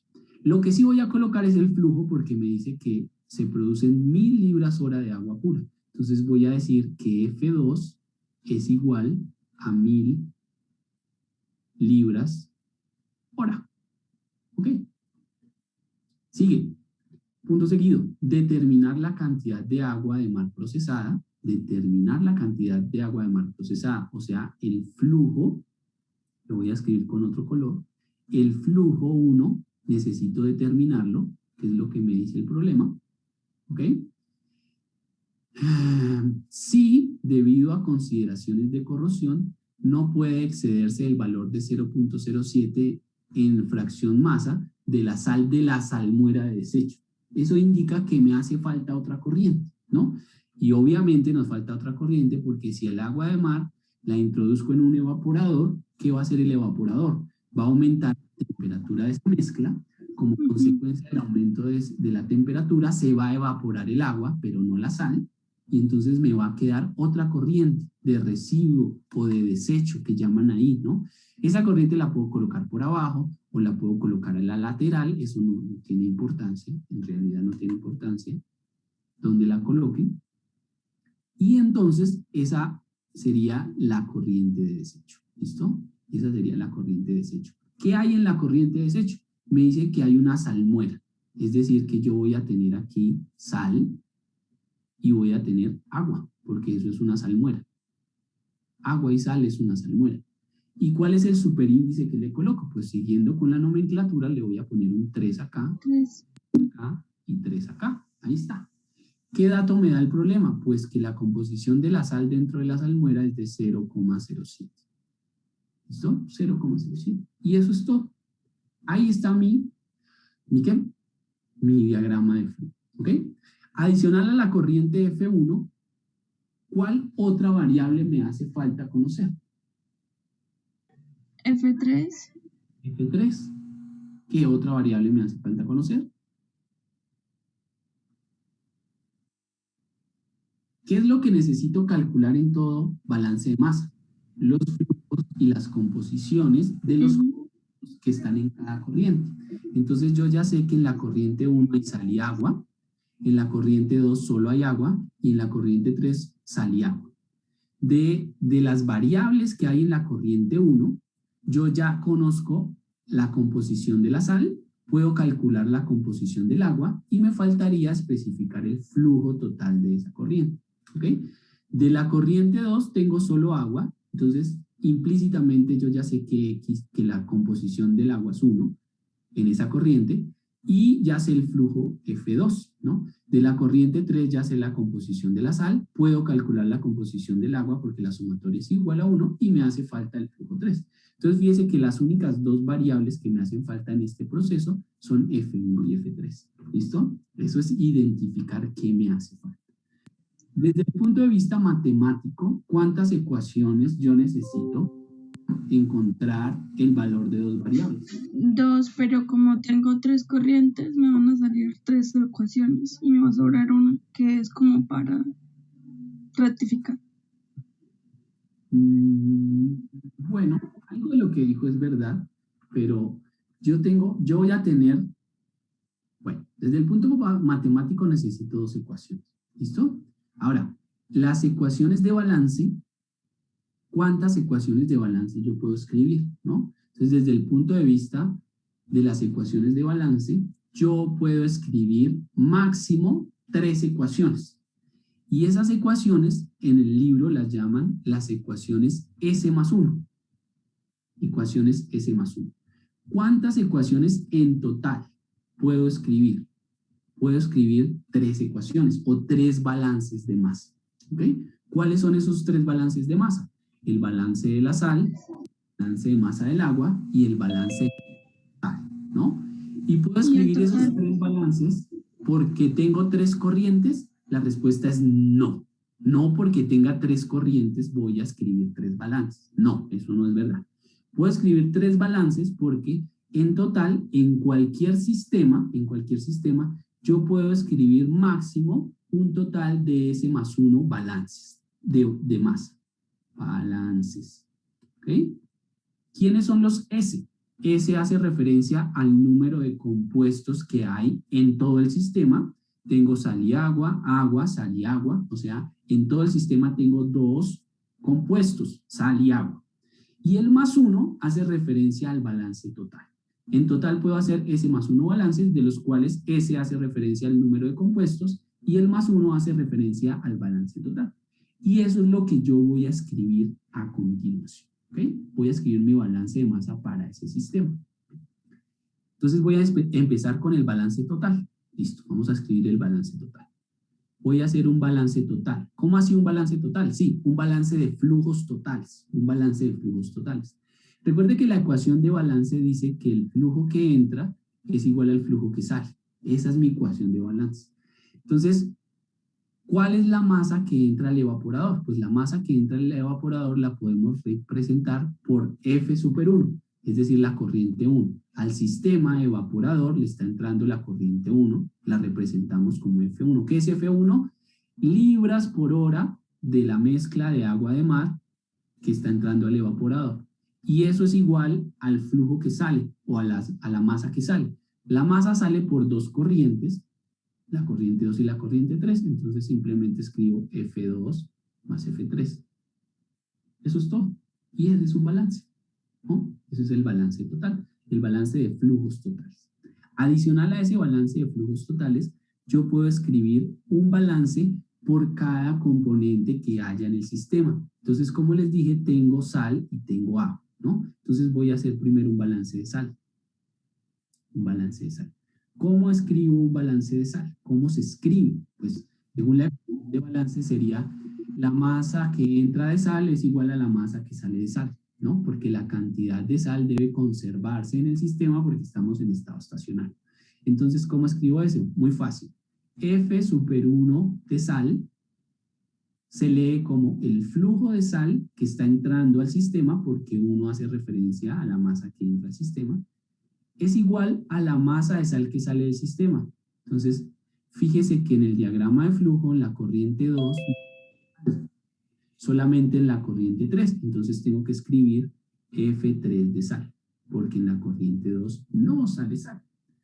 Inmediatamente, por favor, fíjese que la ecuación de balance que yo estoy escribiendo la hago en función del diagrama de flujo. ¿Ok? Entonces, cuando nosotros tenemos que construir el diagrama de flujo y el diagrama de flujo nos quedó mal, pues no hay nada más que decir. Todo lo que hacemos está mal, ¿no? ¿Qué pasa si yo escribo que en esta corriente hay sal, ¿no? Acá en esta corriente hay sal. Pues inmediatamente mi ecuación de balance cambia. Entonces es importante saber, por eso yo les digo, hay que saber qué hay en cada corriente, porque en función de lo que hay en cada corriente es que yo voy a escribir mi balance de masa. Y para que me quede bien, primero me tiene que quedar bien el diagrama de flujo. Es fácil cuando me dan el diagrama de flujo, pero la cosa se pone interesante cuando yo tengo que hacerlo, ¿no? Entonces, ese es el caso. Obviamente, esto es un ejercicio muy sencillo, no tiene problema. ¿Listo? Pero más adelante vamos a ver unos más interesantes. Ok, sigamos.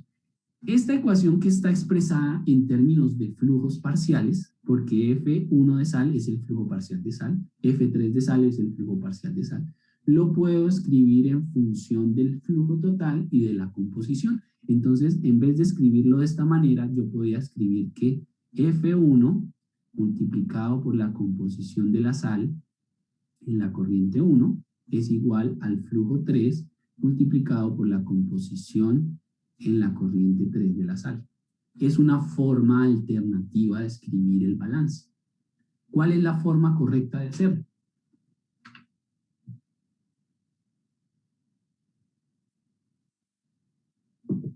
¿Cómo se debe hacer?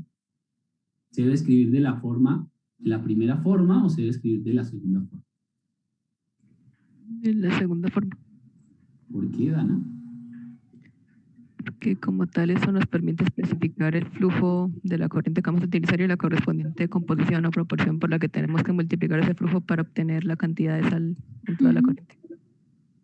Bueno, la respuesta es, en este caso, nos serviría más la segunda ecuación, en este caso. Pero, ¿cuál es la forma correcta? Cualquiera de las dos. ¿Cuál se debe escribir? Depende de la información que tengamos en el proceso. En este caso nos sirve más la segunda, como dice Dana, porque el proceso me está dando la composición de la sal. ¿ok? Y me está dando el flujo total. Entonces es más fácil expresarlo en función de composiciones y flujos totales.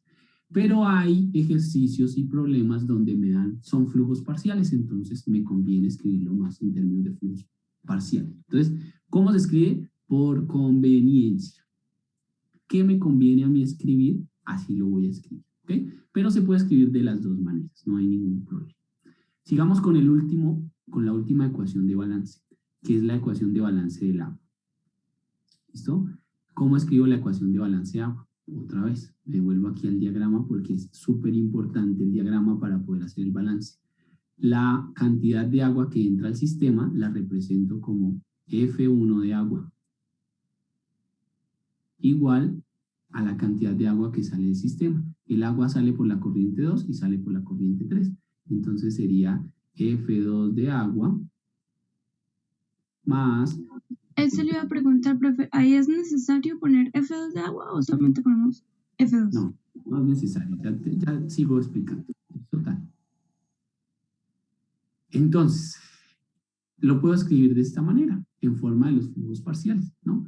Si lo coloco en forma de composición y flujo, entonces lo puedo escribir como F1 multiplicado por W1 de agua, igual a F2 por W2 de agua, más F3 por W3 de agua. ¿Listo? Bueno, agua o H2O es la misma cosa, perdónenme que ahí la escribí diferente. Pero como sabemos, lo que estaba tratando de decir a Tania es, fíjese que la corriente 2 solo es agua. Desde el inicio le dije, solo es agua. Entonces, la composición en esa corriente es 1. Entonces, si yo escribo F2 de agua, es lo mismo que yo escribo F2. Es exactamente la misma cosa. No importa si usted escribe F2 de agua o si escribe F2. Es exactamente lo mismo, porque como la corriente es pura, entonces en ese caso F2 de agua, pues también representa F2. No hay ningún problema con eso. Entonces la pueden escribir de cualquier manera. Listo. Eso es todo. Entonces, vuelvo acá. Miren. ¿Cuántas ecuaciones de balance puedo escribir? ¿No? Esto tiene que quedar claro porque cuando hagamos los grados de libertad, que es la próxima semana, entonces esto tiene que estar clarísimo. ¿Listo? En 8 horas empezamos a ver grados de libertad. Entonces, esto tiene que estar muy claro. ¿Cuántas ecuaciones de balance puedo escribir? Puedo escribir máximo S más 1, donde S es el número de componentes o compuestos. En este sistema, máximo S vale 2. ¿Ok? ¿Por qué S vale 2? Pues porque tengo sal y porque tengo agua, ¿no? Entonces vale 2. Máximo, ¿cuántas ecuaciones de balance puedo escribir? 3. Y ese 1 adicional hace referencia al balance total, ¿no? Entonces, fíjese, hice un balance total, hice un balance de sal y hice un balance de agua. ¿Cuántos en total hice? S más 1. De esos S más 1 balances, solamente S se denominan balances independientes. ¿Ok? De esos S más 1 balances, solo S son independientes. Entonces, ¿cuántas ecuaciones de balance independientes puedo escribir en un sistema? La respuesta es S. ¿Y qué es S? El número de componentes dentro del sistema. En este caso, solo 2 de esos 3 balances son independientes. ¿Por qué se llaman independientes? Ya les voy a explicar por qué se llaman independientes. Se llaman independientes porque yo puedo sumar el balance de sal más el balance de agua, y al sumar el balance de sal más el balance de agua, como resultado me va a dar el balance total. ¿Ok? Y eso es muy fácil de demostrar. Vamos a sumar el balance de sal y el balance de agua, ¿no? Del lado izquierdo de la igualdad que tengo F1 de sal. Entonces, F1 de sal. Muy fácil de demostrar. Más, que tengo a la izquierda de la igualdad en el balance de agua? F1 de agua. Igual a, que tengo a la derecha? F3 de sal. Más, F2 de sal no, F2 de agua, que sería esta que está acá, más F3 de agua, que es el que está acá. ¿Qué dijimos ahorita? ¿A qué es igual la suma de los flujos parciales? ¿A qué dijimos que era igual la suma de los flujos parciales? Flujo total. Al flujo total. Entonces F1 de sal más F1 de agua es igual a F1. ¿A qué es igual F3 de sal más F3 de agua? ¿No? Es igual a F3. ¿Y a qué es igual F2 de agua? Ya dijimos que F2 de agua es lo mismo que F2, entonces me queda F2. Y ahí está. Entonces, esta ecuación, que se llama la ecuación de balance total, es una ecuación dependiente. ¿Listo? ¿Por qué se llama ecuación dependiente? Porque la puedo obtener a partir de otras ecuaciones de balance. ¿Listo? Entonces, cuando usted lee el libro y le dicen, en un sistema cualquiera que sea, se pueden escribir máximo S más 1 balances, de los cuales S son independientes. Entonces, usted ya entiende por qué el más 1, el 1, que es el total, es el balance dependiente. ¿Listo? ¿Preguntas hasta ahí? ¿Preguntas? ¿No? El micrófono abierto. No sé qué. Listo, eso es. ¿Ok? Bien, en cuanto a los balances. Eso es. Vamos en cuanto a las variables. ¿Listo? ¿Cuáles son las variables del proceso? ¿A qué nosotros llamamos variables del proceso? Fíjese que yo no estoy resolviendo todavía nada, ni me interesa saber cuántos son los flujos. Si nos estamos hablando, el ejercicio lo estamos analizando en términos de ecuaciones de balance y de variables, no más que eso. ¿Cuáles son las variables de este proceso que tenemos acá? ¿A qué nosotros llamamos variables? Cuénteme.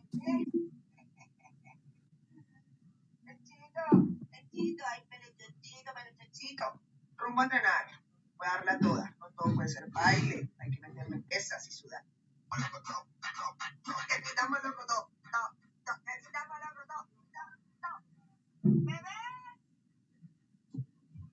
Tania, pasarle el micrófono. Gracias. ¿A qué nosotros llamamos variables del proceso? ¿Cuáles son nuestras variables en este proceso? A ver, vamos a preguntarle a Jonathan. Jonathan, ¿cuáles crees tú que son las variables de este proceso? Descríbeme cuáles son las variables.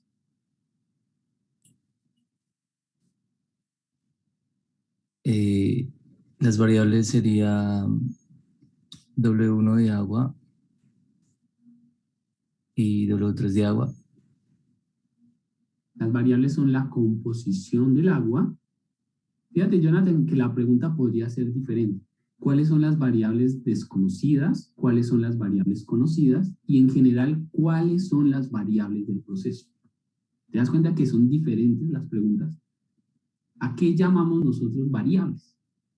A lo que cambia. Sí. ¿Cambia o puede cambiar? Balance de masa, ¿cuáles son las variables que analizamos? ¿Cuáles son las variables que estudiamos?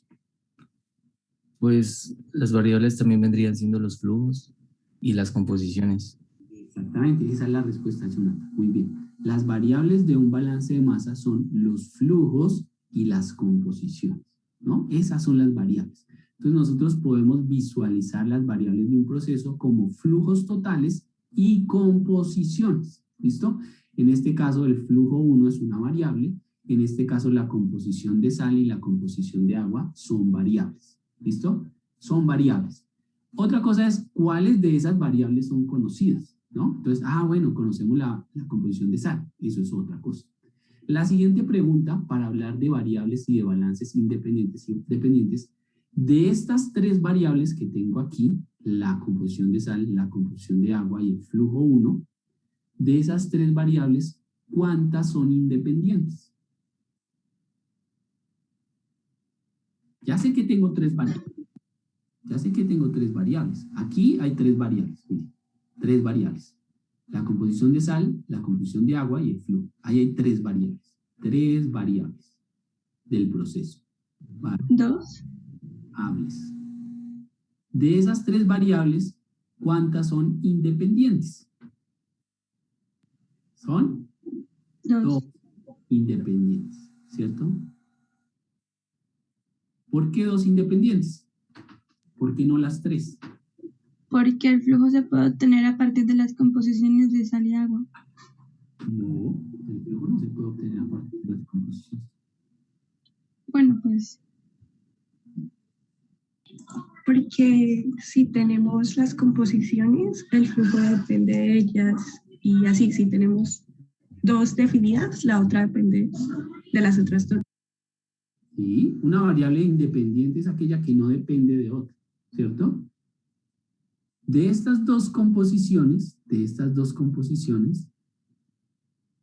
solo una es independiente. Solo una es independiente por la propiedad que nosotros ya vimos. Entonces, si la variable es la composición de agua, de esas dos composiciones solo una es independiente. Porque recuerde que la suma de las dos me debe dar 1, ¿ok? Entonces yo puedo encontrar la otra porque la suma me da 1. Entonces, de estas dos composiciones, solo una es independiente. Y la otra variable independiente es el flujo. Entonces, de estas tres variables que yo tengo ahí, una variable independiente es la composición y la otra variable independiente es el flujo. ¿Ok? Eso tiene que quedar muy claro. En la corriente 3, ¿cuántas variables independientes tengo? ¿Cuántas variables tengo y cuántas son independientes? En la corriente 3 y 2 independientes. No, 3 y 2 son independientes. ¿Cuáles son las independientes, Jonathan? Las independientes sería el flujo 3 y W3 de sal. No, y la dependiente. puede ser cualquiera de las dos. Ajá, cualquiera, no importa. De así, las dos, así ya nos estén dando cualquiera. El valor. Ajá, o sea, no así importa. ya nos va dando el valor. Fíjese, la pregunta no es ¿cuántas de las variables independientes son conocidas? No, ¿cuántas variables independientes hay en el sistema? Estamos hablando en general sin importar qué conocemos o qué no conocemos, sino cuántas variables. ¿Y cuántas variables tengo en la corriente 2? ¿Cuántas variables tengo en la corriente 2? ¿Ninguna? ¿Ninguna? Una. Porque la composición de sal sería 1. Pues el flujo serían 2 variables. No, no son 2 variables, es una sola. Una sola, porque cuando yo digo que hay agua pura, se supone que el W del agua es 1, pero eso ni siquiera lo tengo que tener en cuenta, porque como tengo agua pura, yo no puedo hablar de composición del agua pura, eso es incorrecto, Composición del agua pura, estoy diciendo una burrada, ¿ok? Porque cuando yo hablo de composición es porque tengo una mezcla. Ahí la única variable que yo tengo es F2, que es el flujo total. Entonces fíjese que a la entrada tengo 2 variables, a la salida tengo 2 variables en la corriente 3 y una variable en la corriente 2. En total, en todo el sistema, tengo 5 variables. 2 en la corriente 1, 2 en la corriente 3 y 1 en la corriente 2. ¿Ok? En total tengo 5 variables. Para que ustedes no se confundan, es más fácil ver las variables directamente con el número de componentes que hay en el sistema. ¿Ok? Me explico. Yo podría hacer ese mismo diagrama que está ahí. Lo voy a hacer aquí feo y rápido, pero es para que usted lo visualice. ¿Ok? Es para que usted lo visualice. Para que usted aprenda a contar las variables de una forma diferente y no se equivoque. Si yo aquí tengo en esta corriente agua y sal, si yo aquí solo tengo agua y aquí tengo agua y sal, ¿listo? Las variables de ese proceso son iguales al número de componentes que hay en cada corriente. Las variables independientes de este sistema es igual al número de componentes. ¿Y cómo lo vemos? Como si fuese el flujo parcial del agua en la corriente 1, o como si fuese el flujo parcial de sal en la corriente 1, o como si fuese el flujo 2 o flujo parcial de agua en la corriente 2, que es lo mismo, o el flujo de agua en la corriente 3 o el flujo de sal en la corriente 3. Entonces, sus variables pueden ser flujos totales y composiciones, o pueden ser flujos parciales, cualquiera de las dos. A mí me parece más fácil contar como flujos parciales. ¿Y por qué pueden ser o? Pues recuerde que el flujo parcial se escribe como flujo total multiplicado por la composición. O sea que el flujo parcial tiene en cuenta las variables que tengo a la izquierda. ¿Sí me siguen o no? ¿O está más complicado? Entonces, si yo quiero saber cuántas variables hay en este sistema, simplemente cuento cuántos compuestos o cuántas sustancias tengo en el sistema. Y esas son mis variables independientes. Para no estar diciendo, es que es un flujo y de las composiciones son 3, menos 1, 2, nada. Simplemente cuente derecho, agua, sal, agua, agua y sal. 5, se murió. Esas son las variables. Y esas variables hacen referencia a los flujos parciales, ¿ok? Las variables de mi sistema yo las puedo ver como flujos parciales. Y cuando las veo como flujos parciales, esas variables son variables independientes. Independientes, ¿ok? Entonces, ¿cuántas variables independientes hay en el sistema? Igual a S. Y S, ¿qué sería? La sumatoria de S, mentira, porque serían todos los componentes que están. No cuántos están, agua y sal no, sino todos los componentes, ¿no? Voy a borrar eso porque eso no es verdad. No es igual a S, sino es igual a cuántos componentes tengo en cada corriente. Es decir, cuál es el flujo de sal en la corriente 1, cuál es el flujo de agua en la corriente 1, cuál es el flujo de agua en la corriente 2, cuál es el flujo de agua y de sal en la corriente 3. Eso es lo que a mí me interesa saber al final de un balance de masa. Yo lo que quiero saber en un balance de masa es cuánta agua entra, cuánta agua sale. Cuánta agua sale por la corriente 2, que es agua pura, cuánta agua pura tengo y cuánta agua se me quedó en la salmuera. Eso es lo que al final me interesa saber. Cuánta sal tenía al inicio alimentada y cuánta sal tengo al final en la salmuera. Eso es lo que al final a mí me interesa. Y por eso, para mí, me parece más fácil contar variables independientes como flujos parciales hay en el sistema. ¿Listo? ¿Sí se entiende, Valentina, o no?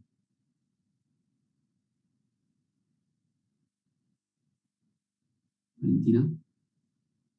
Está bien. Janier, ¿sí entendemos eso de las variables independientes o no? Pues sería algo que tendría que echarle una revisadita para quitar algo más claro, pero opino que hasta el momento sí. Bueno, listo, esa es la idea. ¿Listo, Janier? En el siguiente ejercicio vuelvo y les hablo de las variables independientes y de todo eso y usted se da cuenta que es más o menos lo que les estoy diciendo. ¿Listo? Ahora sí, lo que ustedes querían y a lo que ustedes se dedican, que es hacer cálculos, ¿no? Eso es, creo que la parte que ustedes están esperando desde hace media hora que estoy hablando de este ejercicio, ¿no? Solo que a mí me parece que hay cosas más interesantes que calcular cosas como un loco. Calcule. A mí no me parece tan interesante porque eso lo hace un software. Yo puedo alimentar una hoja de Excel y el Excel me hace el cálculo sin ningún problema. Entonces, el cálculo en realidad es lo menos importante. ¿Hay que saberlo hacer? Sí, hay que saber resolver el problema. Pero hay cosas más interesantes en un proceso que hacer simplemente cálculos. ¿Listo? Entonces, ¿cómo vamos a resolver este problema? Nuevamente, si mis variables desconocidas, ahora sí, Jonathan, si mis variables desconocidas es F1 y F3, o sea, en total son 2, yo solamente voy a necesitar 2 de estas ecuaciones para resolver el problema. ¿Listo? Solamente 2 de esas 3 ecuaciones voy a necesitar. ¿Cuáles de esas 2, de esas 3, cuáles de esas escojo? ¿Cierto? ¿Cuáles de esas 3 escojo? Eso depende de cada persona y de cómo visualiza la solución del ejercicio. El punto acá, y es que yo escogería, para no darle más vueltas al asunto, yo escogería el flujo total y el balance de sal. El balance total y el balance de sal.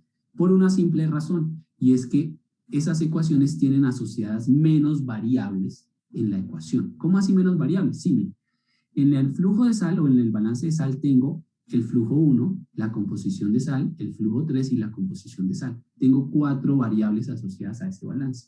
Mientras que en el balance de agua tengo 5 variables. Entonces yo siempre voy a escoger las ecuaciones que tengan menos variables asociadas. En el caso del balance total, solamente tengo 3. Entonces es mucho más fácil resolver el problema utilizando el balance total y el balance de sal. ¿Ok?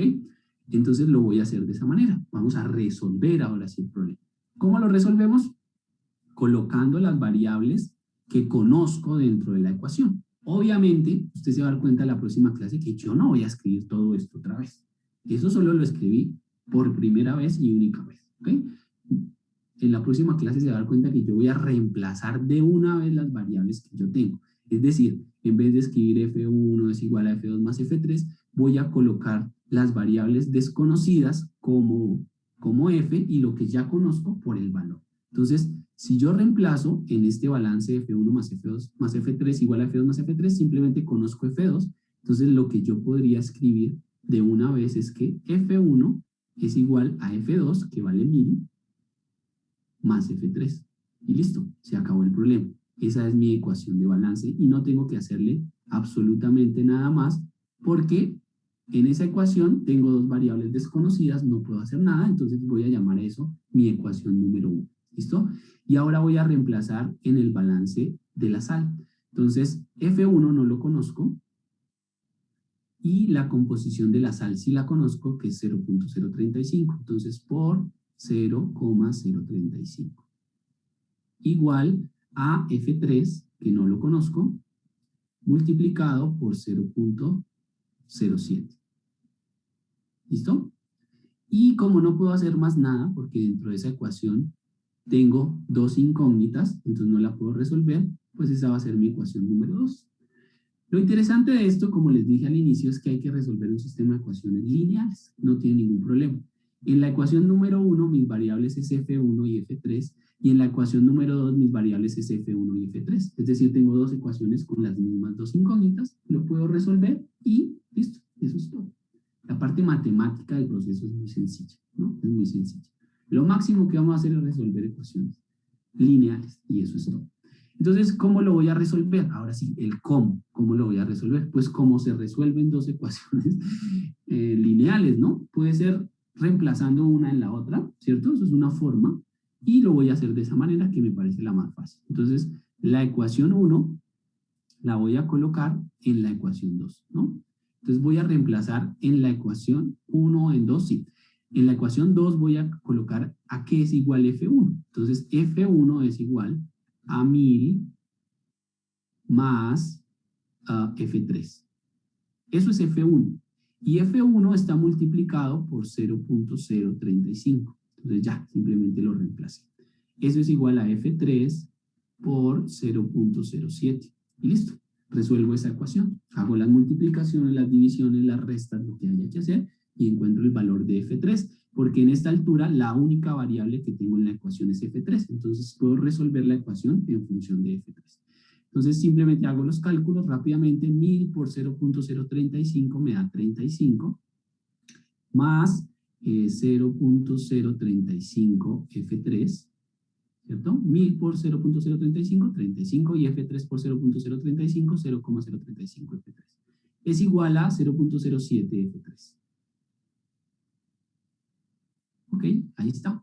¿Qué hago ahora? Reduzco, porque aquí tengo F3 y aquí tengo F3, entonces voy a pasar este para el otro lado, entonces me quedaría que 35 es igual a 0.07 F3, esto que está sumando pasa a restar, menos 0.035 F3, ¿ok? Y ahí reduzco, y entonces me queda que 35 es igual a ¿cuánto?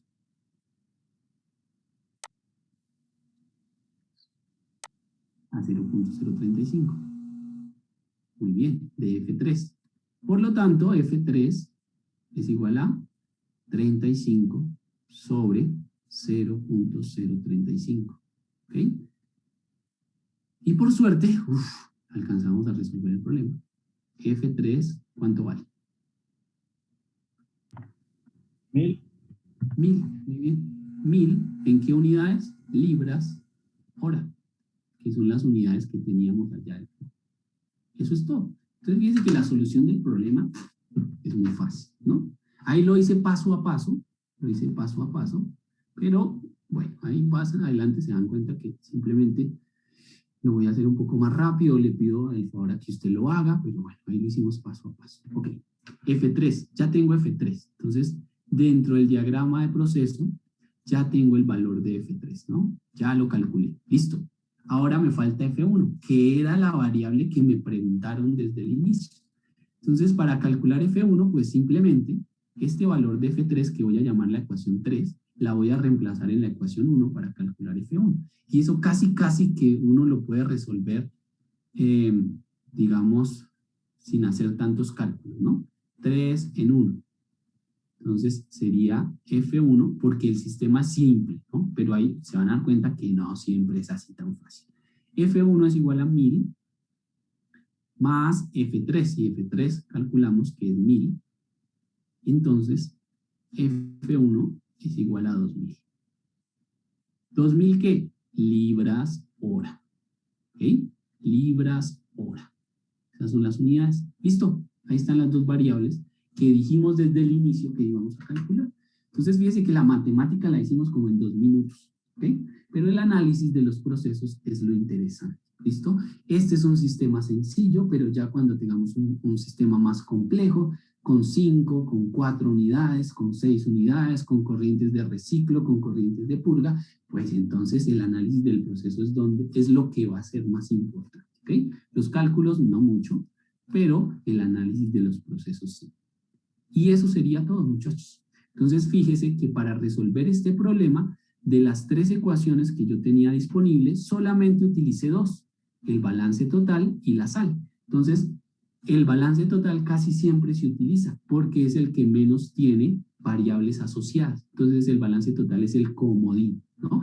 Fíjense que no utilizamos el balance de agua para resolver el problema y por eso es que decimos que de las S más 1 ecuaciones de balance que puedo escribir, solamente 2 son independientes. Y esas 2 son suficientes para resolver el problema, ¿no? No necesitamos usar las 3 ecuaciones, solamente con 2 de ellas podemos resolver el problema.